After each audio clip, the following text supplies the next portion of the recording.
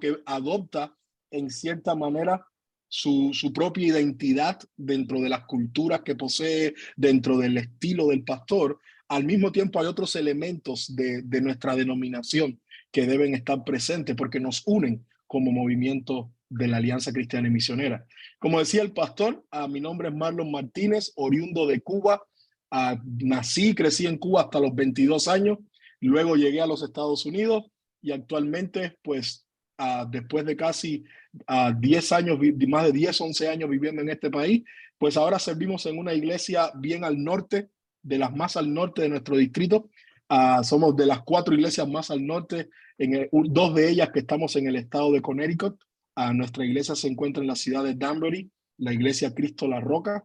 Así que ahí estamos sirviendo al Señor en esta etapa por los pasados 2 años, extendiendo el reino de los cielos y predicando fielmente la palabra de Dios para edificación de su iglesia en esta ciudad. Así que, como decía el pastor, este tema es un tema apasionante, pero es un tema también amplio. Es un tema que indudablemente para personas que están tomando clases en nuestro Centro de Estudios Teológicos Alianza, toma 14 semanas mirar toda esta historia detalladamente y varios de los elementos que están en ella, pero por supuesto que no es la intención abrumar con temas o con información extra. Mi idea es ir a los puntos más específicos dentro de la vida de nuestro fundador y dentro de los momentos importantes de nuestro movimiento. Quizás a usted le ha pasado como a mí, y espero que si le ha pasado, se siente identificado, que alguna vez le han preguntado, ¿y en qué iglesia tú perteneces? ¿A qué iglesia tú perseveras? Y yo he dicho, en la Alianza Cristiana y Misionera. Y me han dicho algo como esto, ¿eso es una iglesia pentecostal? Y tengo que decir, no, no es una iglesia pentecostal. Y me dicen, ¿es como una iglesia bautista? Y tengo que decir, no, tampoco es una iglesia bautista. Y entonces me hacen la tercera pregunta, ¿y qué iglesia es? Y yo tengo que decir, Alianza Cristiana y Misionera. Y me dicen, ¿y qué cosa es eso? Y lo sorprendente y lo doloroso es que algunos de los miembros de nuestras iglesias tienen que decir como que ni yo mismo sé, pero somos Alianza Cristiana y Misionera. Así que si esto le ha pasado a usted anteriormente, yo espero que después de esta charla, la respuesta más rápida que doy es en el medio, entre pentecostal y bautista en el medio, como para salir rápido de la situación. Pero espero que usted pueda tener una respuesta mucho más profunda después de tomar esta pequeña panorama de nuestra historia.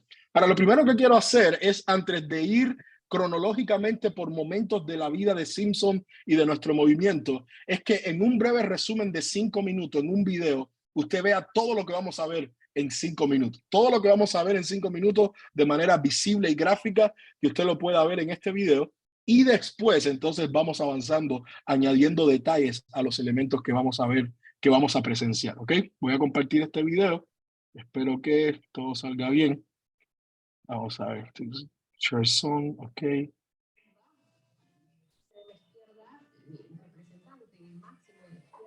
Vamos a ver.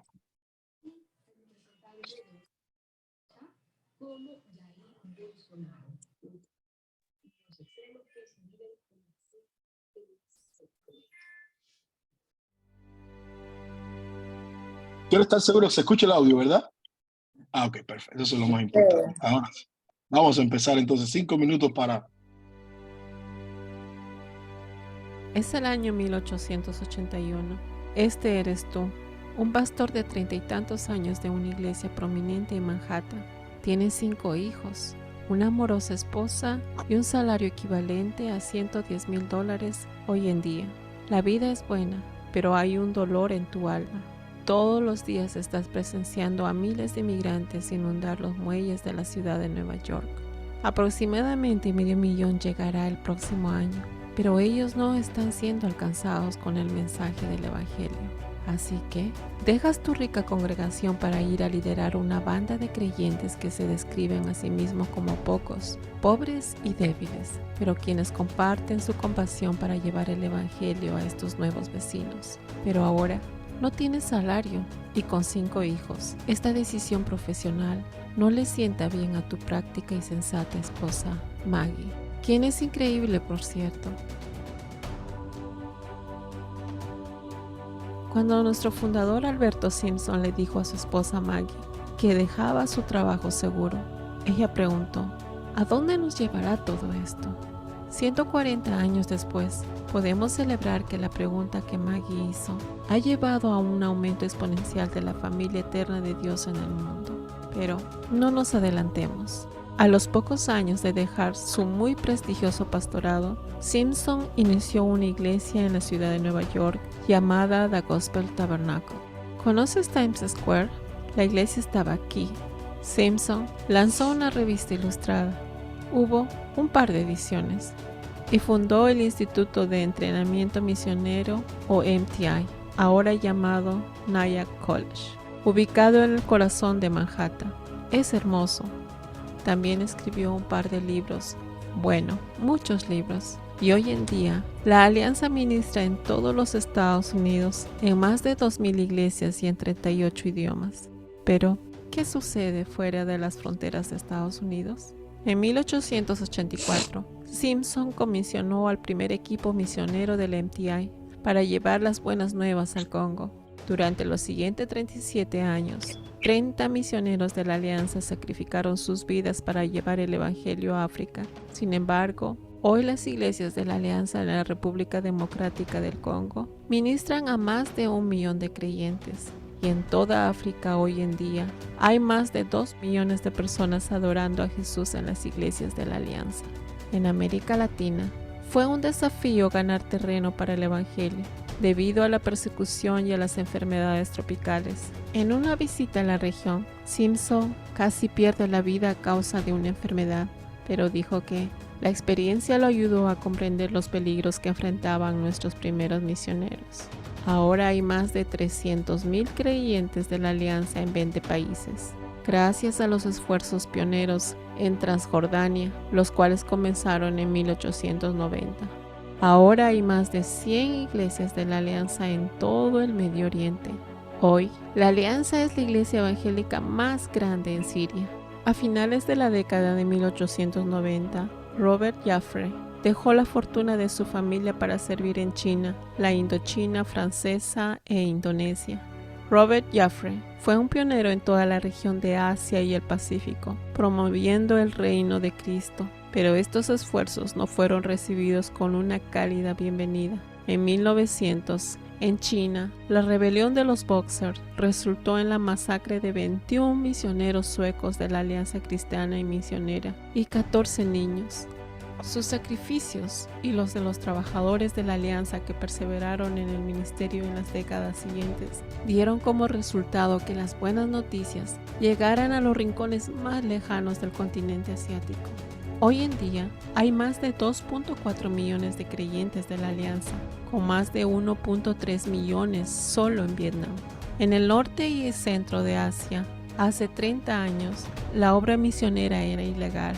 Y cuando la Alianza entró a Mongolia a principios de la década de 1990, solo habían 3 creyentes. Recientemente, la red de iglesias relacionadas con la Alianza celebró su 20º aniversario. Actualmente, 18 hermandades adicionales forman parte de esta red.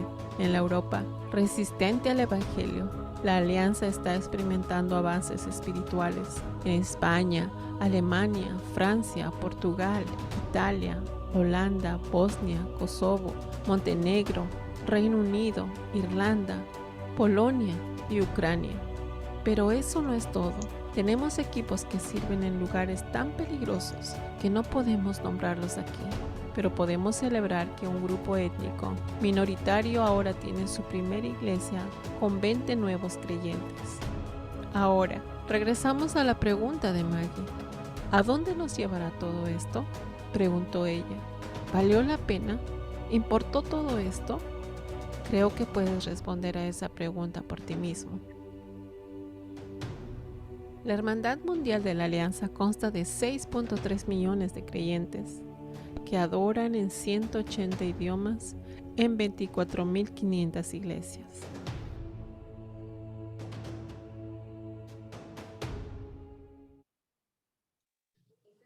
Bueno, indudablemente este video nos mueve hacia mirar un impacto mundial del movimiento de la Alianza Cristiana y Misionera. Y todo comienza con la vida y la respuesta de obediencia por la fe de este hombre, el doctor Alberto Benjamin Simpson. Nosotros creemos que el canon de la Escritura está cerrado. Nadie posee mayor inspiración bíblica o de Dios para escribir fielmente su palabra, pero indudablemente el salón de la fe de Hebreos 11 no se ha cerrado. Y fácilmente muchos hombres en la historia pueden encajar dentro de esos hombres y mujeres que por la fe han hecho cosas extraordinarias para Dios, y Alberto Benjamín Simpson es uno de ellos. Ahora sí, vamos entonces a entrar a este panorama. De nuevo, acá está. Ok, perfecto. Aquí estamos. Lo que me dice el pastor es que avance primero y luego entonces al final vamos a tener como un pequeño tiempo de preguntas y respuestas. ¿Okay? Yo no estoy pudiendo ver muy bien la pantalla aquí por el formato que tengo, pero déjame ver una cosa. Ok, ahí estamos entonces. Ok, empezamos este viaje cronológico que se centra principalmente en ver o en estudiar eventos importantes de la vida de nuestro fundador, Alberto Benjamín Simpson, y inmediatamente luego conectarlo con momentos importantes en la vida de nuestro movimiento Alianza Cristiana y Misionera. Una de las primeras cosas que nosotros tenemos que decir es de dónde proviene este hombre, Alberto Benjamín Simpson. Y indudablemente él es el cuarto hijo de un grupo, de una pareja de inmigrantes escoceses que se habían movido desde Europa hacia Canadá. Entonces, Simpson nace en el seno de la familia James y Jane Clark Simpson, y nace en Prince Edward, en las islas de Prince Edward, en Canadá. Ahora, es importante, y eso vamos a irlo mirando más adelante, entender que la herencia cristiana de los padres de Simpson, y por supuesto la mayor influencia que recibe en sus primeros años de ministerio, es una herencia presbiteriana. Entonces, Simpson viene de padres que son inmigrantes escoceses, pero que tienen una fuerte herencia cristiana en la tradición presbiteriana. Y eso va a marcar mucho de los aspectos de la vida y de las experiencias de Simpson, de la vida y las experiencias espirituales de Simpson. Ahora, antes de movernos al siguiente, que tiene que ver ya con la adolescencia de Simpson, quisiera comentar algunas cosas que pasaron en el medio. Quiero ver si puedo quitar, en vez de que esté así. No. Ok, pues. Entonces, antes de llegar a este punto de la edad de 18 años, Simpson preparándose para el ministerio, algo que las biografías de Simpson nos dice es que lamentablemente era un niño con muy débil salud. Así que tuvo problemas de salud desde muy pequeño, lo cual hicieron que sus padres entendieran que la mejor opción para Simpson era quedar cerca de la casa, cerca del cuidado de sus padres. En la herencia presbiteriana, el hijo primogénito era como costumbre a promover que fuera al seminario y se preparara para ser pastor. Y el padre se esforzaba junto con el resto de sus hermanos de costear los estudios que eran altos en aquel tiempo de este primer hijo. Lo interesante es que Simpson, en su experiencia como adolescente, siente la convicción y el llamado de Dios de ir al ministerio, pero indudablemente en la herencia familiar presbiteriana, su hermano mayor es quien tiene el derecho de hacer eso. Así que una noche Simpson decide expresarle a sus padres que consideran que la mejor opción de él es quedarse en la casa, trabajando en la finca de la familia y apoyar al hermano en sus estudios teológicos. Él decide decirle a su familia y a sus padres principalmente que él también tiene un llamado al ministerio y que él está dispuesto a costearse por sí mismo sus estudios. Esto, a sorpresa de Simpson, lo que esto provocó fue fue un orgullo para su papá, porque ahora no iba a tener solamente a un hijo en el ministerio, ahora su familia tendría a 2 hijos preparándose para entrar a servir como pastores. Así que su padre lo apoyó. Indudablemente Simpson tuvo que costear la mayor parte de sus estudios, y a la edad de 18 años, pues él empieza sus estudios teológicos en el Knox College en Toronto para poder ser acreditado como un reverendo por parte de la iglesia presbiteriana y por parte del presbiterio al que él pertenecía. Así que a la edad de 18 años, en el año 1861, después de estos momentos en su niñez y adolescencia, pues Simpson comienza. Eri, tú te encargas de admitir, porque me salen algunos de las solicitudes. ¿A ti te están saliendo las solicitudes para mí? Yo me Tú te encargo. encargas. Ok, perfecto. Ahora, seguimos entonces moviéndonos hacia adelante. Fueron 4 o 5 años de estudio. Lo interesante es que a la edad de 22 años, Simpson ya había creado una gran fama por su estilo de predicación. Era un predicador bíblico, era un predicador dinámico, era un predicador profundo, era un predicador impresionante a pesar de la apariencia juvenil que tenía. Ahora, cuando se gradúa en el año 1865, es interesante que inmediatamente tiene 2 ofertas para comenzar como pastor. Una de ellas era en una iglesia rural llamada en una ciudad que se llamaba Dundas, en Ontario, pero la otra era una iglesia histórica y reconocida dentro de la iglesia presbiteriana, que era la iglesia presbiteriana Knox en Hamilton, Ontario. Ahora, cuando uno lee la biografía, uno dice, bueno, ¿qué hubiera hecho un joven de 22 años teniendo por un lado el reto de pastorear una iglesia grande, histórica, de mucho impacto en la denominación, o una iglesia pequeñita sin mucho demanda para su vida espiritual? Pues lo que Simpson dice en su biografía es que él decide pastorear la iglesia que más le demandara espiritualmente, porque sería la iglesia que más le obligaría a mantenerse creciendo espiritualmente. Él dice, si hubiera escogido la iglesia de Dundas, quizás mi fe y mi vida espiritual se hubiera enfriado, porque la poca demanda de la iglesia hubiera traído sobre mí ocio y falta de compromiso con la obra del Señor. Así que a la edad de 22 años, Simpson no solamente es ordenado al ministerio con la iglesia presbiteriana, comienza su primer pastorado en la iglesia de Knox en Ontario, sino también se casa con su prometida y su Margaret. Así que todas estas cosas ocurren inmediatamente juntas.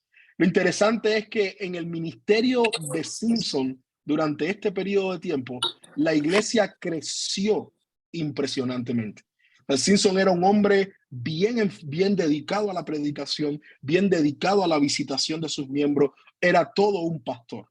Y lo interesante es que él recibe una invitación, y esto es importante, porque él recibe una invitación pastoreando esta iglesia a unirse a un movimiento evangelístico que había, que promovía campañas evangelísticas para alcanzar a los perdidos.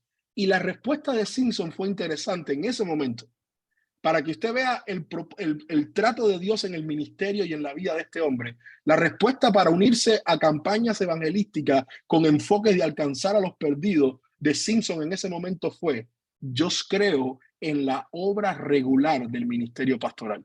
En otras palabras, Simpson dijo, mi tarea es cuidar a las ovejas, no necesariamente salir a buscar a los perdidos.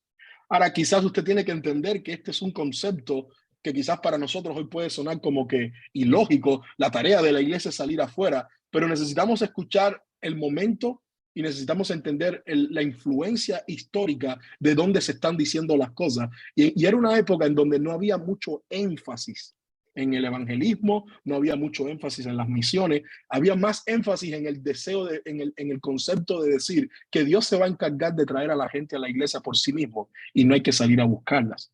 Entonces, básicamente, Simpson toma esa actitud a esta invitación. Y él dice, no, yo creo en el ministerio regular del pastorado y mi tarea es pastorear a las ovejas y cuidar a las ovejas y nada más. Así que rechaza esta invitación. Ahora, Simpson pastoreó esta iglesia por 9 años y por razones de salud que continuaban aún ya en su edad de adultez, tiene que tomar la decisión de moverse, de cambiar del duro clima del frío de Ontario, Canadá, y tratar de probar un clima menos rudo, menos agresivo para su salud. Y es por eso que por eso es que recibe y acepta la invitación de pastorear una iglesia en el estado de Kentucky, en la ciudad de Louisville. Y esta es la segunda iglesia que Simpson se mueve a pastorear dentro de la iglesia presbiteriana. Así que en el año 1874, 9 años después de comenzar su ministerio en Knox, en Ontario, Simpson se muda para Louisville, Kentucky. Ahora, los que conocen la historia de los Estados Unidos saben que durante este periodo de tiempo y durante estos años está recién terminando la guerra civil en los Estados Unidos entre el norte y el sur, principalmente por el asunto del tema de la esclavitud. El problema que esto trajo es que creó una división dentro de las iglesias en Estados Unidos. De hecho, por ejemplo, la iglesia bautista, que es una de las iglesias de mayor membresía en todo Estados Unidos, hay una división entre lo que es la Convención del Sur y lo que es la iglesia bautista del norte, indudablemente refiriéndose a la opinión que tuvieron en este tema de la esclavitud y en el partido que jugaron dentro de este tema de la guerra civil en los Estados Unidos. Así que Simpson llega a una ciudad y a un país que está en una crisis y donde la iglesia está dividida. Y hermanos, aquí está la providencia de Dios en la historia de este hombre y en la historia y en el mover de su iglesia. Al Simpson ser un canadiense, él no tiene partido que tomar. Él no es ni del norte ni del sur. Él simplemente es un extranjero que acaba de aterrizar a tierras estadounidenses. Y eso le permitió a Simpson, al percibir la división que había entre las iglesias y los pastores de la época y de la ciudad de Louisville, le permitió a Simpson comenzar lo que se conocieron como reuniones de oración y de unidad. Y es interesante porque mientras Simpson pastoreaba su iglesia, al mismo tiempo convocaba a los pastores del norte y del sur a unirse en un tiempo de oración. No pasó mucho tiempo para que esta comunión en oración comenzara a sanar las heridas y a proveer un ambiente de unidad dentro del cuerpo pastoral de esa ciudad, sin importar la herencia denominacional que tuvieran. Luego, lo que comenzó con oraciones, con tiempos de oración, se convirtieron en reuniones de evangelismo y con énfasis de alcance. En este momento de su ministerio, Simpson se da cuenta de la necesidad que hay de proclamar este evangelio para que perdidos también lo escuchen y vengan al conocimiento de la verdad.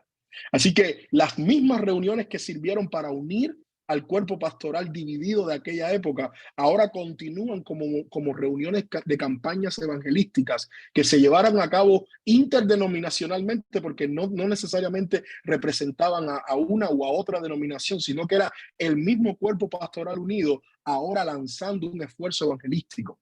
Y eso es impresionante porque años antes Simpson no había visto esta necesidad o no había sentido esta convicción dentro de su ministerio pastoral. Así que Simpson pastorea esta iglesia y es parte de este movimiento evangelístico y de estos esfuerzos y estas campañas evangelísticas por un periodo de 6 años. Lo interesante es que mientras más esta pasión por los perdidos se va adueñando del corazón de Simpson, más él va entendiendo que el lugar correcto y el lugar más oportuno para poder alcanzar a las personas perdidas que estaban llegando a este país era el centro, era el corazón de este país en la ciudad de Nueva York. Así que, aunque la historia es un poco larga, lo interesante es que Simpson es invitado a una convención en la ciudad de Nueva York. Y esta iglesia de la calle 13 le invita a predicar. Y luego que lo escucha predicar y queda impresionado por la predicación, aunque ya conocían a este pastor canadiense, pues le hacen esta invitación. Y Simpson entendió que era el momento oportuno para moverse a la ciudad de Nueva York. Ahora, su esposa, Margaret, no estaba de acuerdo en este movimiento de dejar la zona segura, estable y menos... la ciudad de Nueva York siempre ha sido una ciudad impresionante. Siempre ha sido una ciudad, aún en los años 1800, siempre ha sido una ciudad con mucha demanda y con mucha necesidad y con mucho conflicto. Así que Margaret entendía que moverse a la ciudad de Nueva York, dejando la estabilidad sureña de Louisville, Kentucky, era un peligro para toda la familia.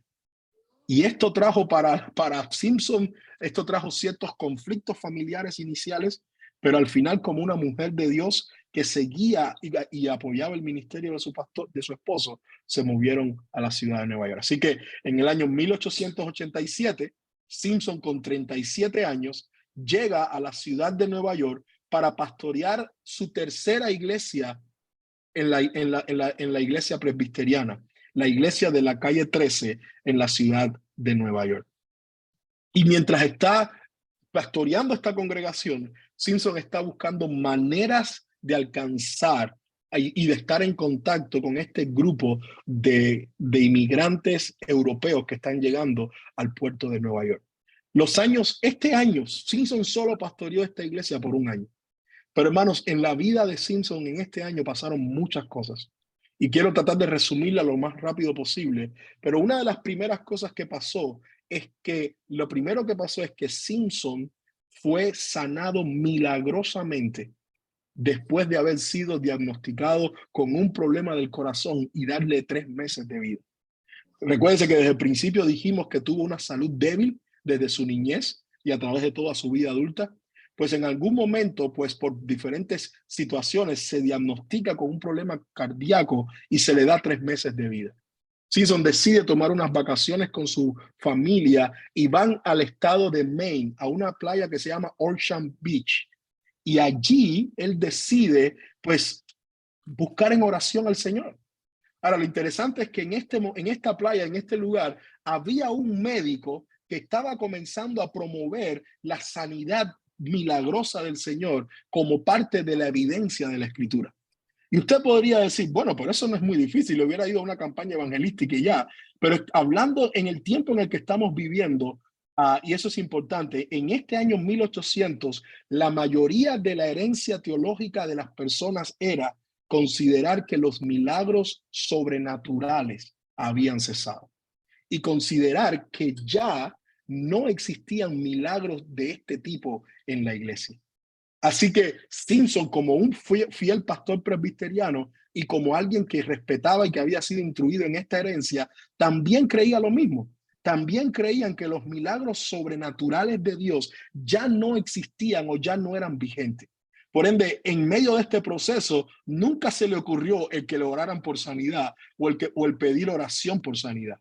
Sin embargo, al encontrarse providencialmente con este médico que también era conocedor de las Escrituras y estaba promoviendo la sanidad como un regalo de Dios para toda la época, para todos los tiempos, Simpson comienza a pensar que esa podría ser una respuesta de Dios para él. Sin embargo, toda su herencia teológica hasta este momento le decía, eso es imposible, eso no va a ocurrir.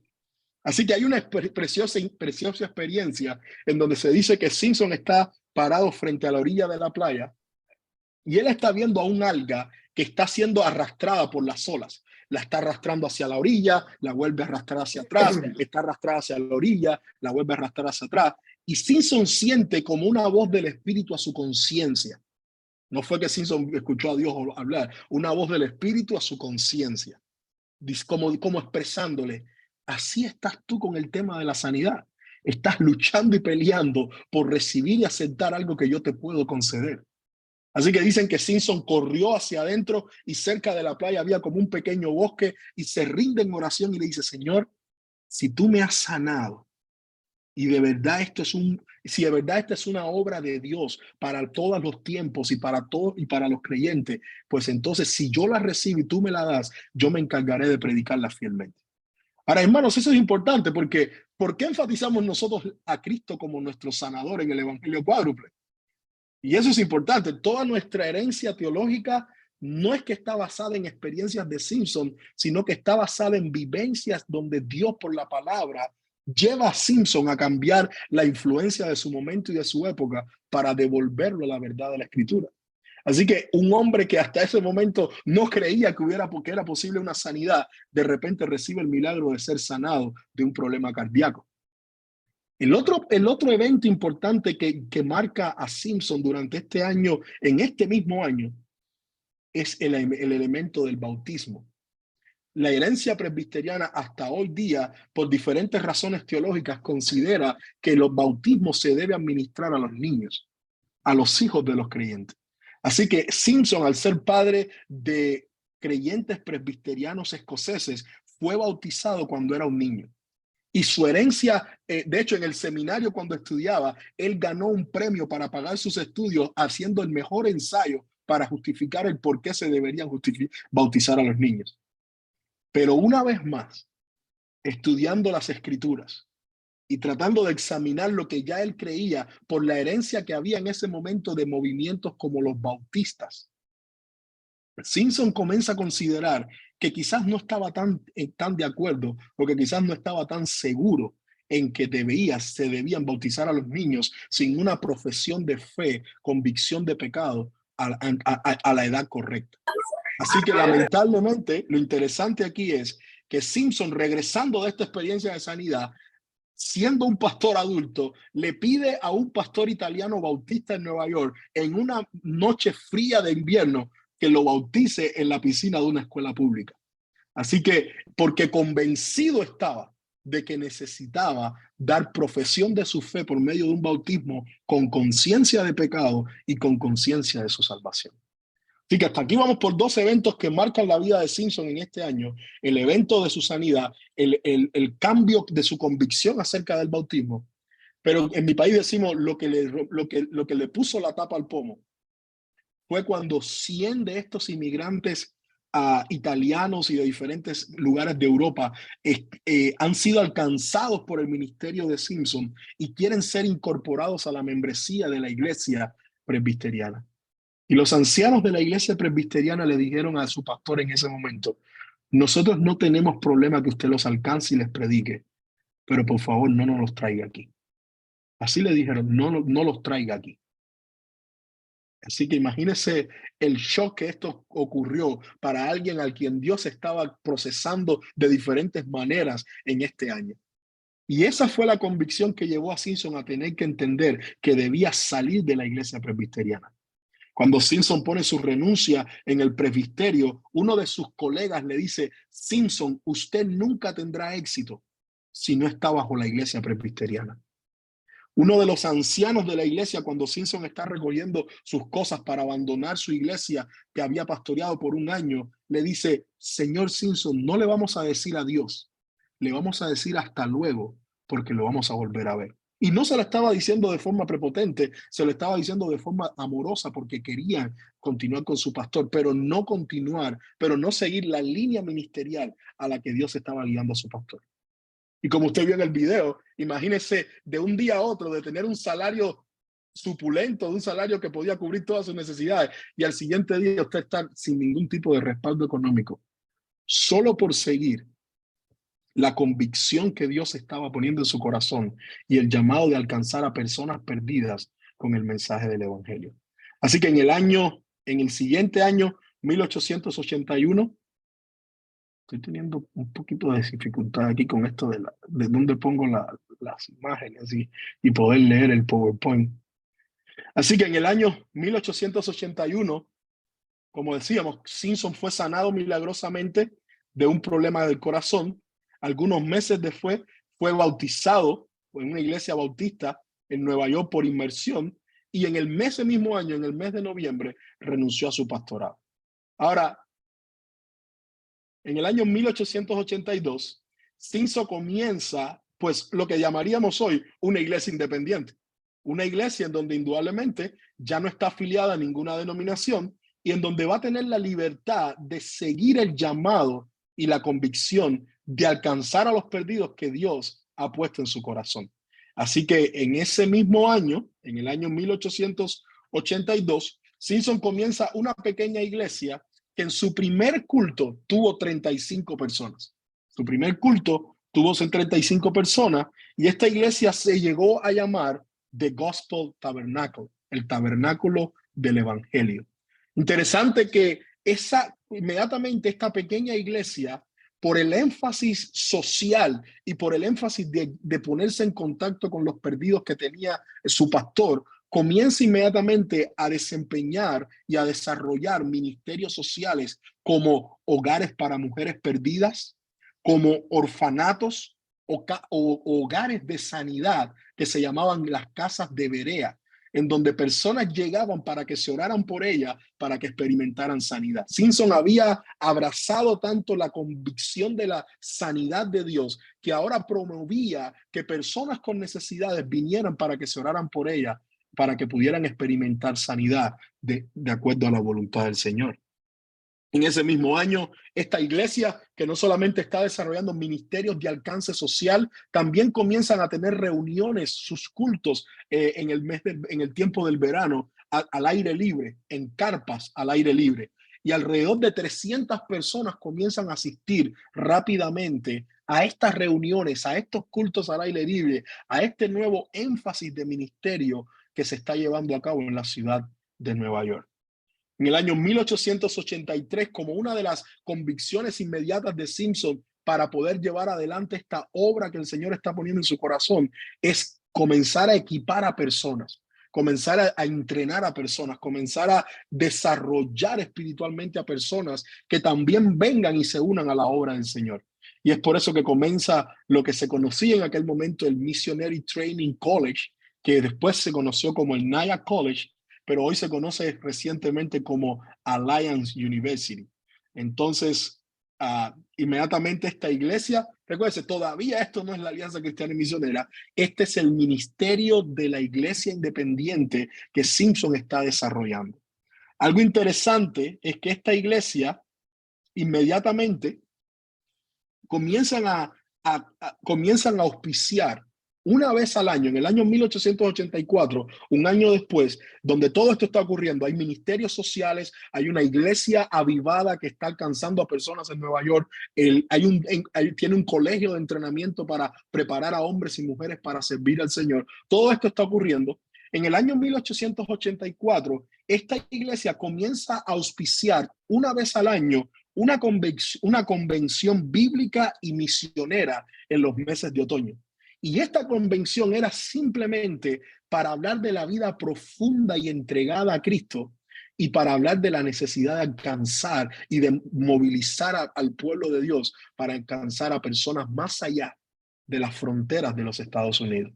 Así que más adelante entonces seguimos y en el año 1884 también Simpson y sus seguidores fueron capaces de financiar el primer envío de misioneros al Congo, que también fueron los primeros graduados de este programa, los primeros 5 graduados de este programa del Missionary Training. Ahora, mientras la iglesia avanza, de hecho, algo interesante en esta iglesia es que durante los primeros años, desde el año 1883, cuando se funda, hasta el año 1890, esta iglesia hasta el año 1800, exacto, en un año, en el año 1883, donde se funda esta iglesia, el Tabernáculo del Evangelio, en un año, hasta el año 1884, tuvieron que moverse por 12 locales alrededor de toda la ciudad de Nueva York. Así que esta iglesia crecía, pero había una gran inestabilidad porque no tenían un lugar seguro, un lugar propio, un lugar donde pudieran congregarse. ¿Y por qué hago énfasis en eso? Por las condiciones que la iglesia de Union City ha tenido que vivir. Quizás condiciones de inestabilidad, de lugar no apropiado para sus reuniones, de movernos aquí, de movernos allá. Pues eso no significa que tenga que ser un impedimento para que la obra de Dios y para que el alcance del reino de Dios a través de la predicación del evangelio sea impedido. Así que entonces, en el año 1887, en el año 1886 primero, a Simpson se le pide que lleve esta reunión, esta convención anual de Biblia, de vida cristiana y de misiones, de una manera un poco más amplia. Y como iba creciendo, lo invitaron a que la llevara a cabo en esta ciudad en donde él experimentó la sanidad en Orchard, en el estado de Maine. Así que de repente la convención que se hacía anual en la iglesia del Gospel Tabernacle ahora se mueve por un año a llevarse a cabo en un lugar de retiro donde muchas personas llegan y quieren participar. Esa noche, ese año, cuando termina esa convención, ese año 1886, todos salen con un deseo de decir, ¿por qué no nos organizamos mejor? Si nuestro deseo es unirnos en una vida profunda, si nuestro deseo es apoyar a personas que quieren alcanzar a Cristo y entrenarlas, ¿por qué no hacemos algo como, por qué no nos organizamos ya de una manera más formal? Y lo que Simpson dijo fue, vamos a estar orando y el año que viene, cuando regresemos, decidimos acerca de eso. Por eso es que en el año 1887, cuando se vuelve a llevar a cabo esta convención de vida profunda, de Biblia y de misiones, entonces se decide, todos los presentes deciden crear dos sociedades que sirvieran como parte del enfoque y del énfasis que se quería llevar a cabo. Estas sociedades fueron la Alianza Cristiana y la Alianza Misionera Evangélica. Ahora, ¿por qué eran dos sociedades? Porque por un lado ellos entendían que querían llevar a cabo una tarea en los Estados Unidos que fuera para movilizar a creyentes que se unieran en la obra de Dios, pero por otro lado querían también equipar y enviar y sostener a personas a más allá, al más allá. Entonces, indudablemente ellos intentan inicialmente como dos movimientos, como dos alianzas, como dos sociedades separadas. Y así estuvo por 10 años intentando funcionar. En el año 1890, la iglesia de Simpson, el Gospel Tabernacle, logra comprar un edificio mucho más grande, mucho más cómodo, que se ubicaba en aquel momento en la calle 8, en la avenida 8 y en la calle 44. Estos fueron años de mucho avance, estos fueron años de mucho alcance en cuanto al movimiento misionero. Cuando estas dos sociedades lograron fundarse, estos fueron años de mucho avance, porque cada una de estas sociedades estaba fortaleciendo y cooperando con la otra. Sin embargo, en el año 1897, los líderes de ambas sociedades, que ambas estaban bajo la cabeza de A.B. Simpson, se dan cuenta que estas dos sociedades no deben participar separadas, no deben intentar hacer esfuerzos separadas, sino que Simpson entiende que la base de una iglesia sólida en los Estados Unidos se convierte en el mejor fundamento para un alcance más profundo y para un sostenimiento más seguro de aquellos que están yendo a más allá en los Estados Unidos. Así que en el año 1897, 10 años después, estas dos sociedades que estaban funcionando, como decir, separadas, pero de cierta manera con propósitos unidos, ahora se juntan para ser una sola entidad. Ahora se juntan para convertirse en lo que se llamó la Alianza Cristiana y Misionera. Es por eso que es difícil decir entonces cuál es el año donde comienza la alianza. Algunos toman el año 1897 como la referencia, pero podríamos decir que el movimiento organizado que llegó a ser la Alianza Cristiana y Misionera ya estaba funcionando desde el 1887, aunque no con el nombre que hoy tenemos como Alianza Cristiana y Misionera, que es cuando estas dos entidades se juntan.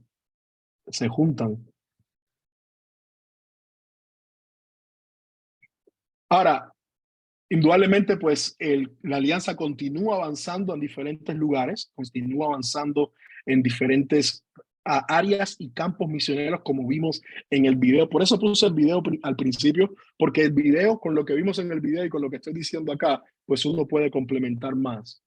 Pero llegó un año difícil para el movimiento de la alianza, y ese año fue el año 1906.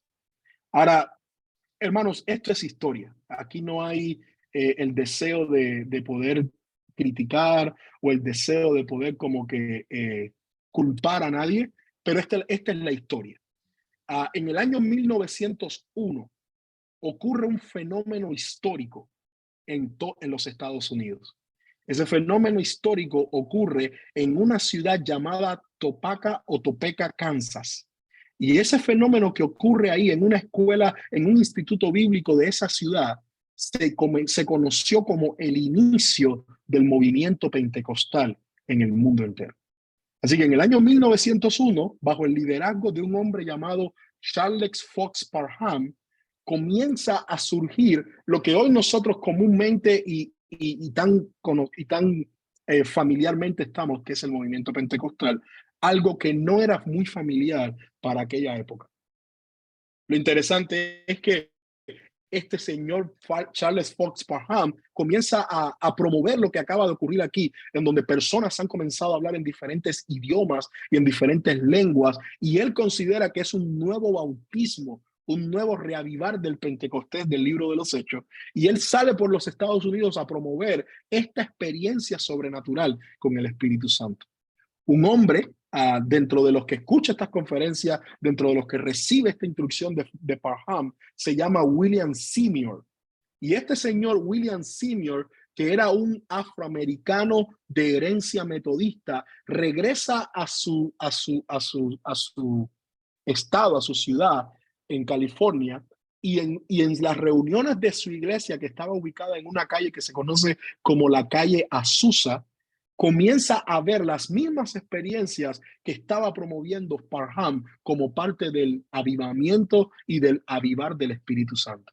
Así que por eso es que se conoce entonces lo que se conoce como el avivamiento en la calle Azusa, que es el segundo gran despertar del movimiento pentecostal en estos primeros años.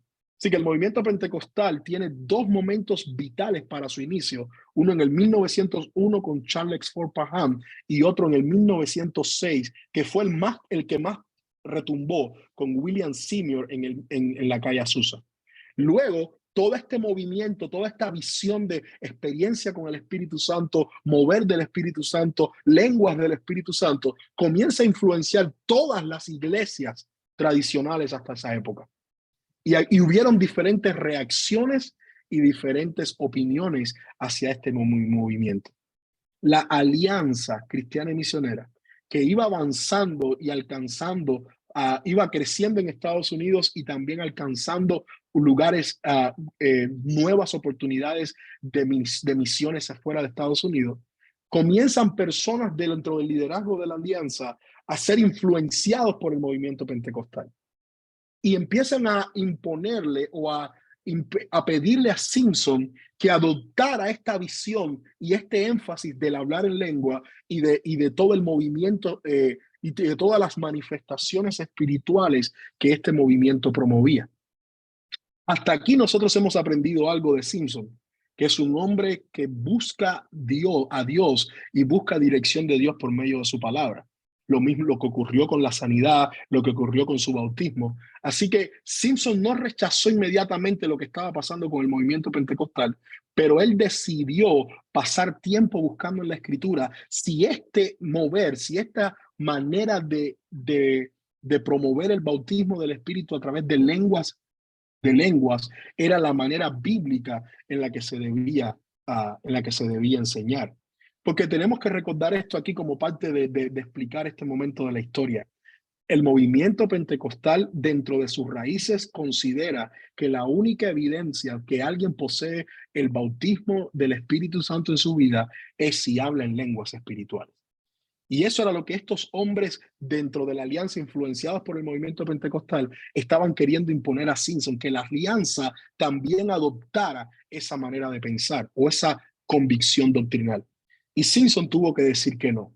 Simpson tuvo que decir que después de un estudio serio de la Escritura, aunque el don del hablar en lenguas era parte de las manifestaciones del Espíritu, no era la única evidencia para decir que una persona estaba llena o bautizada con el Espíritu.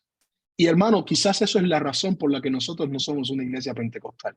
Porque nosotros consideramos que tú recibes el bautismo del Espíritu en el momento de tu conversión, cuando eres sellado con él, como 1 Corintios capítulo 12 enseña, aunque esa evidencia pueda venir acompañada de lenguas espirituales o simplemente un carácter santo como fruto del Espíritu en tu vida. No consideramos que las lenguas sean imprescindibles para manifestar que una persona está llena del Espíritu. Pero cuando Simpson tomó esa posición bíblica, lamentablemente la Alianza Cristiana y Misionera sufrió una división. Y al sufrir esa división, grupos de líderes de la alianza claves hasta ese momento decidieron retirarse y comenzar una nueva denominación o un nuevo movimiento cristiano separado de la alianza.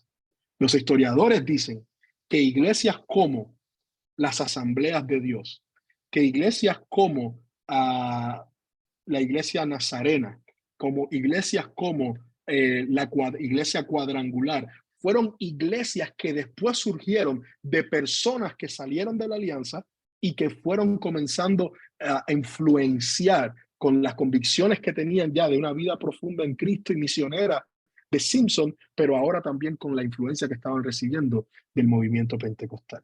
Como digo, esta es la historia y esto es un momento que trajo mucho dolor para Simpson porque él nunca quiso ver que se experimentara esa división dentro de la Alianza Cristiana y Misionera. En el año 1919, pues nuestro fundador Simpson muere. Interesante que la biografía dice que muere en paz, muere lleno de gozo, viendo la obra que Dios estaba llevando a cabo a través de este movimiento y viendo lo que Dios estaba haciendo de manera impresionante. Tengo que correr porque el tiempo se me ha ido bastante, así que tengo que correr solamente luego entonces se elige el primer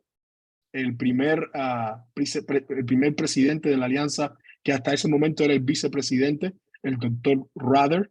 Él llega a convertirse entonces en primer presidente. Hay dos cosas rapidito que quiero aquí quiero llegar. 1926. Hasta este momento la alianza era un movimiento, era un deseo de movilizar a muchos creyentes para la obra misionera. Y aunque tenía cierto grado de orden, hasta este momento todavía no era una denominación como se conoce hoy. Así que en el año 1926, por la necesidad del crecimiento en Estados Unidos y por las condiciones que se iban dando, la Alianza Cristiana y Misionera tiene que comenzar a dejar de ser un movimiento y comenzar a traer ciertas reglas y estructuras de lo que una denominación se convierte. Así que en el 1939 llega la Segunda Guerra Mundial y afecta mucho del enfoque misionero de la Alianza. Es en el año 1974 entonces, cuando la Alianza se convierte oficialmente en una denominación, cuando es ratificada su constitución y la Oficina Nacional de la Alianza es movida de Nyack, en Nueva York, a la ciudad, la Oficina Nacional de la CIM es trasladada de Nueva York, del centro de la ciudad de Nueva York, a la ciudad de Nyack. Luego, posteriormente, la oficina tiene que ser movida de Nyack y llevada entonces a Colorado Springs. Y hace menos de 2 años atrás es sacada de Colorado Springs y movida ahora a Ohio por diferentes razones. A ver, ¿qué más? Este es uno de los años importantes, ¿no? En nuestra iglesia, en donde nos movimos de ser un movimiento a comenzar a ser entonces una denominación con más estructura, con más constitución, con más política y cosas como esa.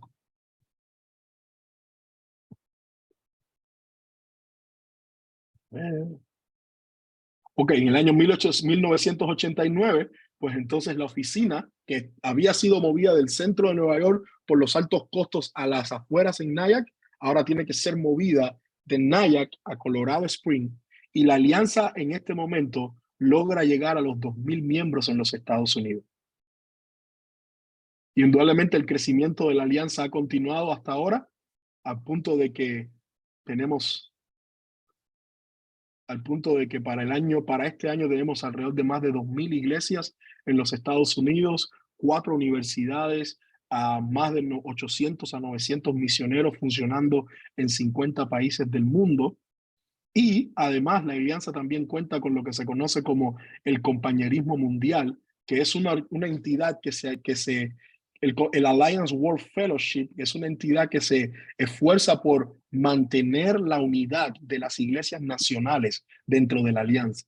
Se esfuerza porque cada iglesia nacional de la alianza pueda ser auténtica en su identidad, pero al mismo tiempo estar unida en su cosmovisión, convicción, teología con nuestro movimiento Alianza Cristiana y Misionera.